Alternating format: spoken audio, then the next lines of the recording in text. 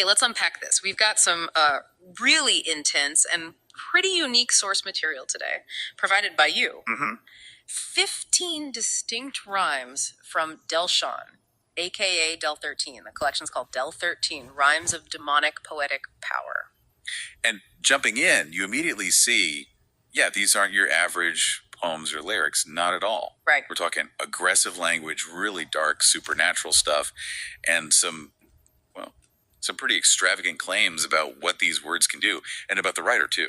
Absolutely. So our goal here, our mission for this deep dive, is really just one thing.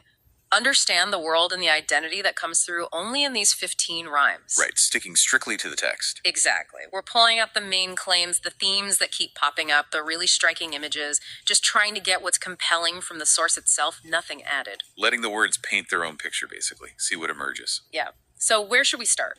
Well, I think we have to start with that foundational claim, the one that, hits you right away and runs all the way through. You mean the power. The incredible power these rhymes supposedly have. Exactly. It's not just, metaphorical power. The source is claiming these things have real, potent, sometimes physically destructive effects. And the first one is, it's pretty wild. It's about actually writing them. Rhyme 1 claims, every rhyme I was writing, the paper would always burst into flames. Wow. Okay. That sets a certain tone, doesn't it? Right from the start. It really does. And then the effects on listeners, or maybe battlers in context, they just escalate. Yeah, rhyme 1 alone says they can make you go insane or knock you off track, change your mental frame with severe pain, even send your brain into another plane. It's like a direct mental assault being claimed. Definitely. And it shifts quickly to physical stuff, too. War bars hit you like a bullet train, also in rhyme 1. And rhyme 2 goes even further. It claims the rhymes can cause real life-threatening injuries. And death in mysterious ways. It's not subtle. Not at all. And rhyme 3 says just existing. Like, if you oppose them, your life will crumble. And it's not just death or injury. There's this sensory and psychological impact described, too. Like rhyme 2 talks about eye-blistering rhyme sentencing constructed for mental infantry. What a phrase, mental infantry. I know, right? And then rhyme 7 describes them as hypnotic. People apparently react like, what magic is this? Can you teach me? So there's an element of awe, maybe, but it's not just positive. No, definitely not. The source also says they make you highly uncomfortable in rhyme 7. And rhyme 12 calls one rhyme repugnant. Repugnant. Yeah, causing goosebumps, a sense of doom, and chills during a battle. So it's meant to be deeply unsettling. Okay, so physical destruction, mental attack, sensory overload. What else? Well, what's really striking is this claim of technological power kind of woven in. Rhyme 11 calls them viral rhymes in all coded virus forms that can bypass all firewalls. Wow, okay, so like cyber warfare through poetry? Sort of, yeah. And that same rhyme has this incredibly dense image, silenced irons firins being louder than lions' roars, flying through skulls, flying through iron walls. It's mixing organic, metallic, digital, all at once. Exactly. It's a real mashup. And of course, given the title, there's that constant link to the spiritual, the occult. Demonic poetic power. Yeah. Rhyme 9 talks about spellbinding lyricism and demonic possession within the rhythm. And rhyme 12 gets specific, blaming death on goetic poetic spells. Yeah, referencing Goetia, that system of demon summoning. Yeah. And rhyme 15 just flat out calls them magic woven, magic coded rhymes. So it seems like the source doesn't really distinguish between magic, tech, physical force. It's all one big destructive power. It seems that way. And interestingly, rhyme 9 says the energy you feel from the rhymes. It's the same energy coming off the speaker's aura. Okay. And rhyme 13 describes that energy as heightened and intense, but also calming. Yeah, which is a fascinating little paradox, isn't it? Intense power, but calming. That kind of paradox, that layering, seems key to the identity claimed in these rhymes, too. Oh, definitely. This is where it gets really complex, because it's not just one simple identity being presented. Not at all. Maybe the clearest example is rhyme 12. It's explicitly set up as a soliloquy, right? A conversation between two voices inside. Exactly. Labeled demon and human. Okay, let's break that down. The demon voice. It sounds dominant.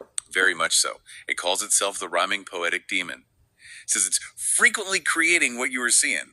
Positions itself as the inner being, keeping this human being up to date. And claims total control over the body. Yeah, stuff like, under my control, you are my slaves. You will behave as I say. You will do as I tell you. And the ultimate claim, I created your life. Whoa, okay. But the human voice responds. It does. It pushes back. Describes itself as a dying human, slowly breathing, surviving on spiritual favor, purpose, and boundless meaning. So, not completely crushed. Right. It said it tried everything that I could to stop the demon, but you will not cease to be. But then there's this weird dynamic. Weird how? The human calls the demon a kid. It feeds and tucks you in, like a parent. Huh. While also saying it's too cold and evil and in everlasting darkness and chains. Exactly. It's this mix of care and condemnation. And crucially, the human insists, can't control me 100% and didn't create my mind and brain. So that internal conflict seems central, but the source piles on other identities too, right? Across the other rhymes. Oh yeah, layers upon layers. There's a really strong recurring claim of connection to ancient powers, maybe even alien ones. Like the Sumerian deities. Yes, Rhyme 4 mentions abducting humans with ancient Sumerian deities for adrenochrome and violent biopsy. Super specific, very dark. And the Anunnaki connection.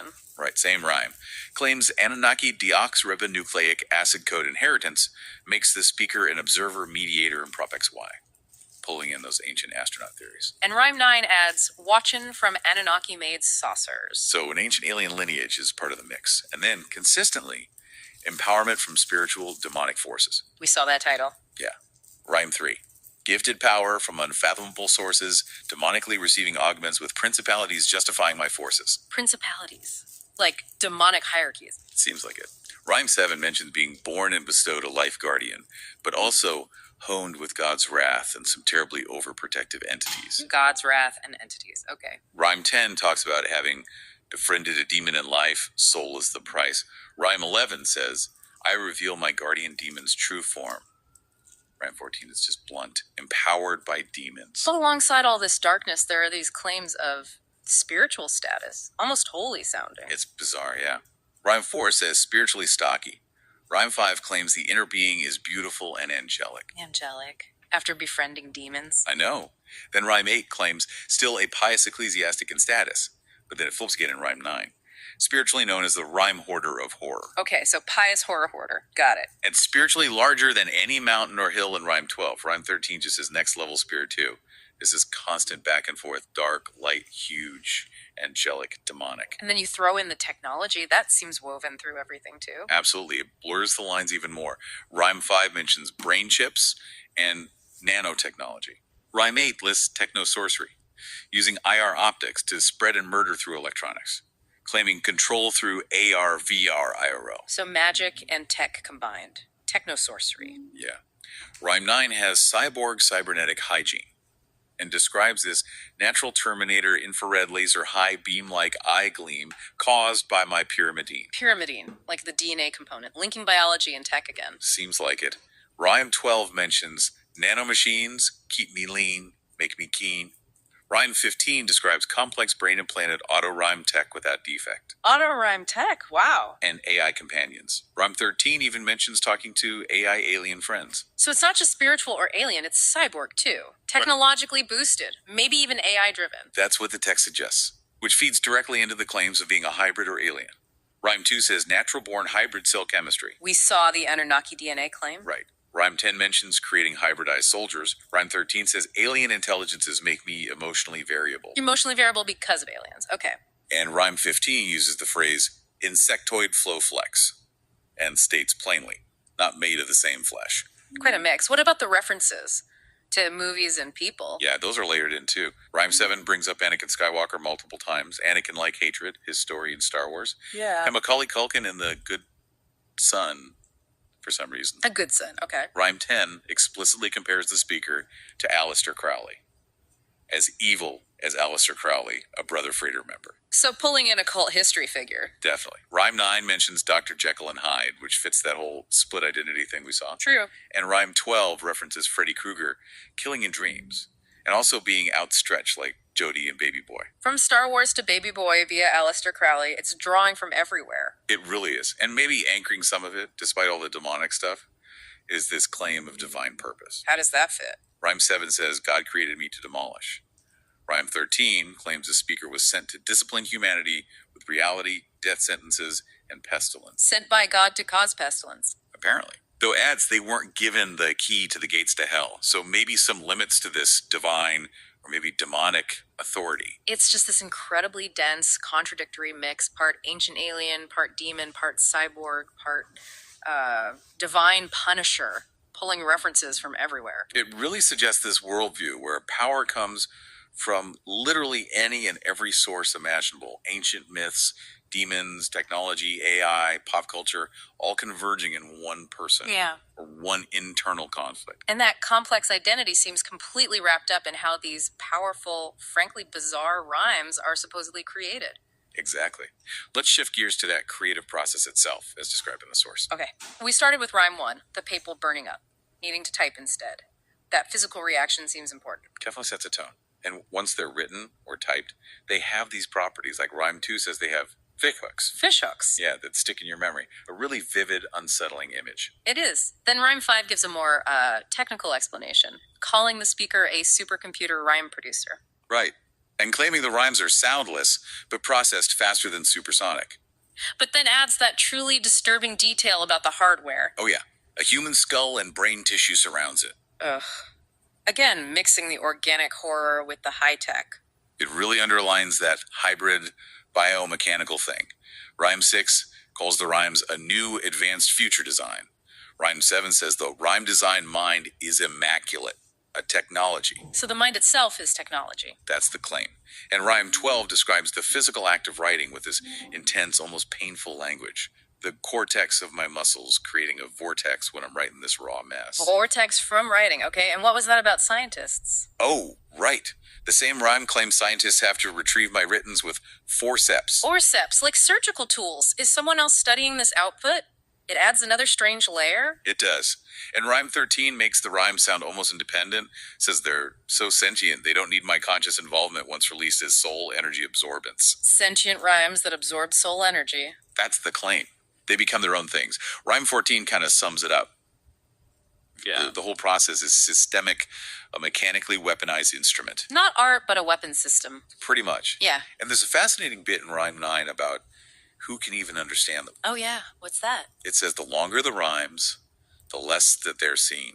Because people are too unintelligent and small-minded to read and comprehend my unfathomable rhyme scheme. So deliberately obscure or just too complex? Maybe both.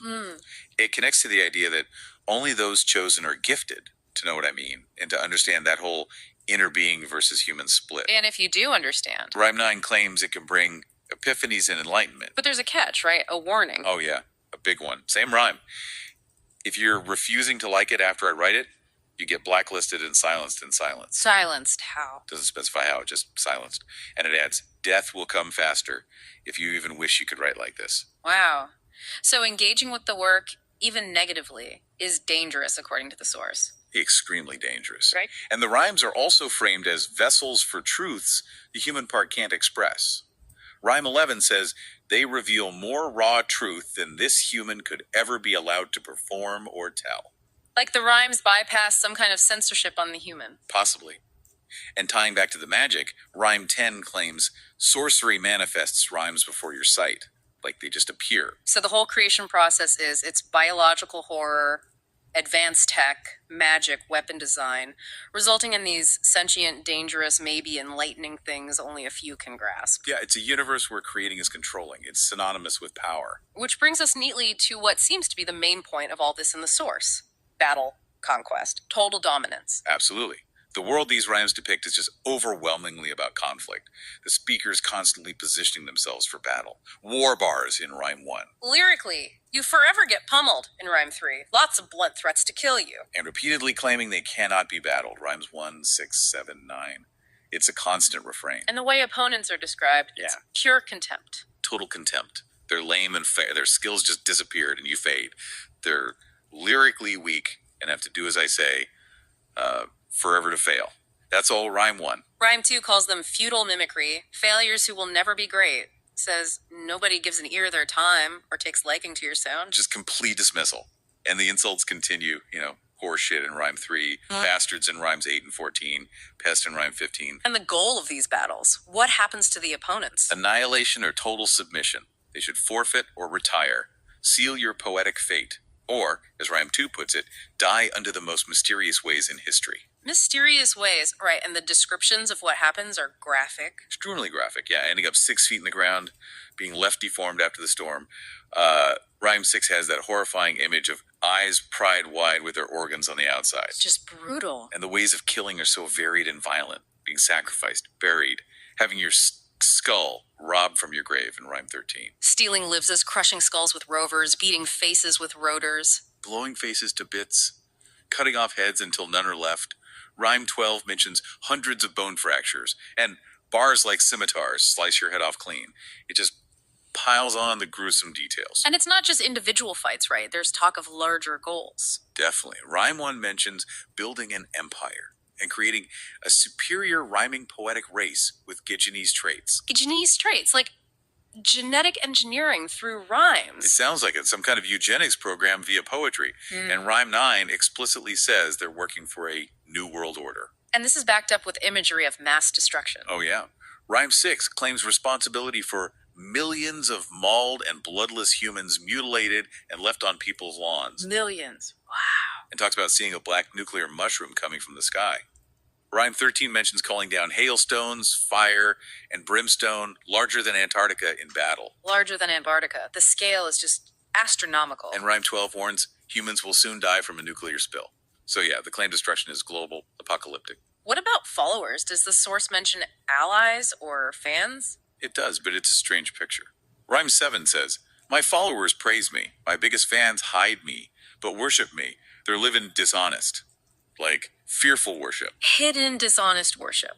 Okay. Rhyme 14 mentions gang members doubting themselves because they can't get with this scared, senseless shit. So even allies are intimidated. And Rhyme 13. Something about writers. Yeah, writers come to me to die as martyrs, respecting me more than their fathers, bearing gifts and ganga. And Rhyme 15 talks about mental entrainment of my sect and other guests. Mental entrainment. So mind control of followers too? It's dominance all the way down. Seems like it. And the specific tactics described in battle, they're consistently bizarre and hyper-violent. Like lifting someone up to helicopter propellers with one arm. Exactly. From Rhyme 2. Or does the phrase hawk's bit in Rhyme 3? What does that even mean? Who knows? And the locust pterodactyl thing? Oh yeah, Rhyme 9. Flying off on an alchemically armored locust with the wings of a pterodactyl with barbed spikes along its satchel. Just rolls off the tongue. And burying someone in Centralia, the ghost town, after sacrificing them on an altar. Also Rhyme 9. Rhyme 10 had some really weirdly specific, cruel ones too. Definitely. Finding a late wife's replacement and shipping her a poisonous low pH level bidet. That's incredibly specific and disturbing. It is. Or sacrificing someone by a river in Denver and having 100 legions of hybridized soldiers. Hybrid soldiers again. Rhyme 11 talks about snatching jaws like I snatched souls for the master and casually tossing a body off something high, watching it fall. Rhyme 12 had that whole rapid fire sequence. Right. Alien hand syndrome while waiting on someone's doorstep, chasing them down Broadway Junction, leaping and lunging. Shooting the whole family with a death ray, making deep, demonic, growl-like sounds. Yeah, it's like a scene from a fever dream. Rhyme 13 throws in UFOs appearing in new colors and burying someone in scat. Just unpleasant. Deeply. And Rhyme 15 ends with that final command. Face left, look to the west, and confess I'm the best. Demanding submission. So it's clear. In the world these rhymes build, conflict is everything, opponents are nothing, and the only goal is the speaker's total victory, using any means necessary, physical, magical, technological, or just plain weird. It paints this consistent, horrific but consistent picture of a reality that revolves entirely around power and being at the very top. Okay. So, wrapping this up, we've taken this deep dive into the source material you gave us, these 15 rhymes from Del 13. Mm-hmm. We've looked at the incredible power claimed for the words burning paper, hacking systems, casting spells. We've unpacked that really complex, layered identity, human, demon, alien, cyborg, all seemingly fighting internally. Yeah, and we looked at how the rhymes themselves are described as being made this weaponized, sentient biotech magic process. Right. And finally, that overwhelming, relentless focus on battle, on conquest, the graphic violence, the absolute dominance that just floods the entire source. And just to reiterate, we really try to stick just to what's in the text. reporting the claims, the imagery, the logic presented right there in those rhymes. Exactly. No external interpretation added. We've basically mapped out a world and an identity built on claims of ultimate power, control, and that very explicit internal battle for dominance from rhyme 12. Yeah. So, considering this really unique, really extreme kind of expression, just thinking about the source itself, what is this intense focus on power, on control? Maybe tell us. Tell us about what?